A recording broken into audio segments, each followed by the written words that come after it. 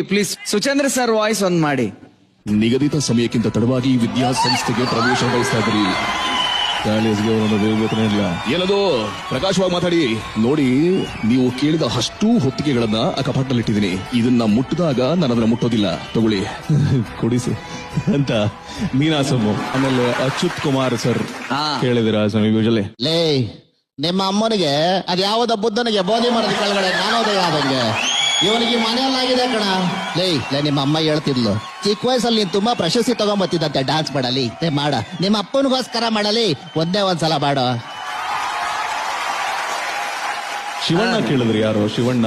ಅದೇನಂತಂದ್ರೆ ನಾವು ಮಾಡ್ಕೋಬೇಕಮ್ಮ. ಯಾಕೆ ಅಂದ್ರೆ ಈ ತರ ಒಂದು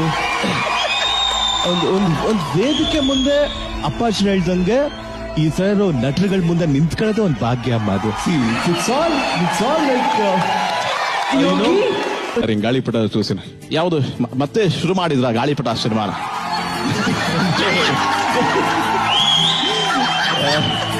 ಸರ್ ಗಾಳಿಪಟದಲ್ಲಿ ಒಂದು ಡೈಲಾಗ್ ಬರೆದಿದ್ದಾರೆ. ಕಾಣೆಯಾದ ಸೀತೆಯನ್ನ ಹುಡುಕುವಾಗ ವೈದೇಹಿ ಏನಾದಳು ಎಂದು ಮೂಕ ಗಿಡ ಮರಗಳನ್ನ ಕೇಳಿದ್ರಂತೆ Rama.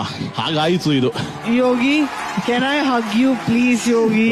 Can you please come here, Yogi? Can you enough now? Come here. ಆಕೆ ಕರೀತಿದ್ದಾರೆ ಅಂದ್ರೆ ಹೋಗೋದು ನಮ್ಮ ಕರ್ತವ್ಯ.